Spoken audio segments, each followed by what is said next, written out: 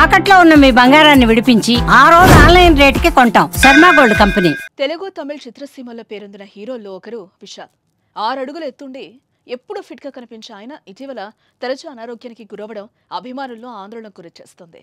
మదగజరాజు cinema promotion సమయంలో వణుకుతూ కనిపించిన విశాల్ ఇప్పుడు ఏకంగా వేదికపైనే స్పృహ తప్పి పడిపోయారు.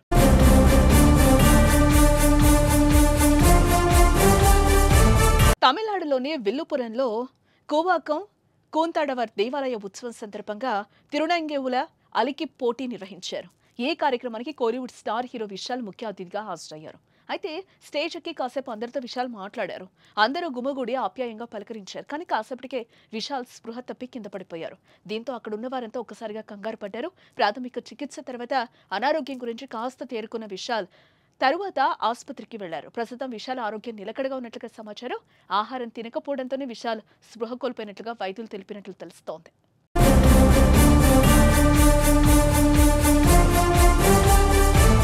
గతంలో మదగజరాజు ప్రీ ప్రమోషన్ కార్యక్రమం నుంచి విశాల్ ఆరోగ్య పరిస్థితిపై కలవరం మొదలైంది. ఆ కార్యక్రమంలో విశాల్ను చూసి అంతా అవాక్కయ్యారు. చాలా నీరసంగా డిఫరెంట్ లుక్ లో వణికిపోతూ విశాల్ కనిపించారు. నడవడానికి మరొకరి సాయం తీసుకున్నారు ఆయన. అలాగే మైక్ పట్టుకుని మాట్లాడేందుకు కూడా విశాల్ ఆ సమయంలో ఇబ్బంది పడ్డారు.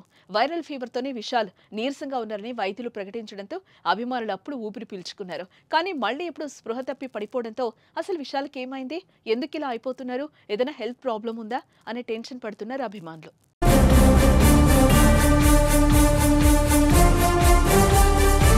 గతంలో ఎంతో ఫిట్ గా ఉండే విశాల్ ఇప్పుడు ఇలా మారిపోవడానికి గల కారణాలను అభిమానులు మాట్లాడుకుంటున్నారు.